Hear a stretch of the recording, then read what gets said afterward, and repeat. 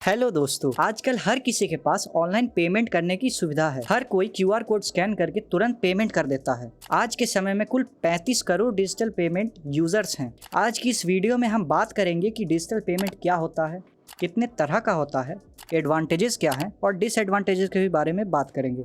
Start करते हैं एक सिंपल डिफिनीशन से। डिजिटल पेमेंट होता क्या है? जब हम पेमेंट करने के लिए किसी भी हार्ड कैश का एक्सचेंज नहीं करते हैं, सिंपली ऑनलाइन मोड से पे कर देते हैं। अब बात करते हैं डिजिटल पेमेंट के तरीकों को। आप मोबाइल का यूज़ कर सकते हैं, कंप्यूटर का यूज़ कर सकते हैं, क्रेडिट कार्ड, डेबिट कार्ड और प्रीपेड कार्ड का भी यूज़ कर सकते हैं। अब एक डिजिटल पेमेंट करने के लिए पेयर और पेई दोनों के पास bank account, online banking method, एक डिवाइस जिससे पेमेंट किया जाए, एक मीडियम ऑफ ट्रांजैक्शन यानी बैंक या सर्विस प्रोवाइडर होना चाहिए। डिजिटल पेमेंट ट्रांजैक्शन इंटरनेट पर और इन पर्सन भी हो सकता है। एक एग्जांपल से बताते हैं। अगर कोई बायर यूपीआई का यूज़ कर रहा है किसी ई कॉमर्स प्लेटफॉर्म पे जैसे अमेज़ॉन, तो वो एक इंटरनेट पेमेंट होगा। और अगर कोई बायर किसी लोकल मार्केट से ग्रोसरी ले रहा है और वहाँ यूपीआई पेमेंट का यूज़ करता है, तो वो है in person payment. Digital payment के बहुत सारे तरीके हैं, जैसे UPI, NEFT, AEPS, mobile wallet, POS terminals. एक एक करके समझते हैं सबको। यूपीआई का मतलब है यूनिफाइड पेमेंट इंटरफेस। यूपीआई एक रियल टाइम पेमेंट सिस्टम है जिसके मदद से हम काफ़ी जल्दी एक बैंक अकाउंट से दूसरे बैंक अकाउंट में अमाउंट ट्रांसफ़र कर सकते हैं, जैसे फ़ोन पे, गूगल पे। अब बात करते हैं एनईएफटी के बारे में। एनईएफटी का मतलब है नेशनल इलेक्ट्रॉनिक फ़ंड ट्रांसफ़र। ये एक इलेक्ट्रॉनिक फ़ंड ट्रांसफ़र सिस्टम है जो आरबीआई के द्वारा मैनेज किया जाता है, जो कि 2005 में स्टार्ट हुआ था और ये भी 1-to-1 पेमेंट के लिए यूज़ किया जाता है। अब बात करते हैं एईपीएस के बारे में।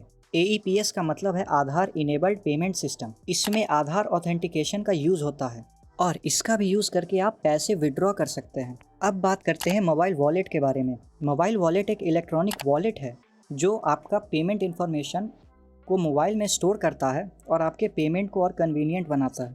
अब बात करते हैं पीओएस टर्मिनल्स के बारे में। पीओएस का मतलब है point of sales. POS system का यूज़ करके कंपनीज अपने कस्टमर का पेमेंट कन्वीनियंट बनाती है और अपने सेल्स को ट्रैक करती है। अब बात करते हैं डिजिटल पेमेंट के एडवांटेजेस के बारे में। डिजिटल पेमेंट ज़्यादा सिक्योर है कैश से। पेयर के मोबाइल फ़ोन में कुछ एडिशनल ऑथेंटिकेशन होते हैं, जैसे फिंगरप्रिंट और भी कई सारे ऑथेंटिकेशन होते हैं जिससे रिस्क कम हो जाता है। बिज़नेस ट्रांजैक्शन में भी बहुत बेनिफिट होता है कैशलेस होने का, जैसे कैश मैनेज नहीं करना पड़ता है, चोरी का रिस्क कम हो जाता है, सिक्योरिटी में बहुत कम पैसे लगते हैं और पैसे को कहीं स्टोर भी करना नहीं पड़ता है। डिजिटल पेमेंट एक क्विक ट्रांजैक्शन है जिससे कस्टमर्स के शॉपिंग एक्सपीरियंस और भी बेटर होते हैं। डिजिटल पेमेंट में अकाउंटिंग और टैक्स कंप्लेंट्स करने आसान होते हैं बिजनेस के लिए। डिजिटल पेमेंट कस्टमर का डाटा प्रोवाइड करता है जिसको एनालाइज करके सेल्स और बढ़ाए जा सकते हैं। क्रेडिट कार्ड, जो कि one of the oldest payment method है, उसके बाय नाउ पे लेटर वाले मॉडल भी कस्टमर के खर्चे को आसान बनाते हैं। अब बात करते हैं कि डिजिटल पेमेंट काम कैसे करता है। वैसे तो डिजिटल पेमेंट करने में कुछ ही सेकंड लगता है। चलिए जानते हैं कि डिजिटल पेमेंट में कितने पार्टीज इन्वॉल्व होती हैं। सबसे पहले है पेयर, फिर पेई, फिर बैंक और फिर पेमेंट नेटवर्क। पेयर यानी कस्टमर जो कि पेमेंट करेगा। पेई यानी जिसे पे किया जाएगा।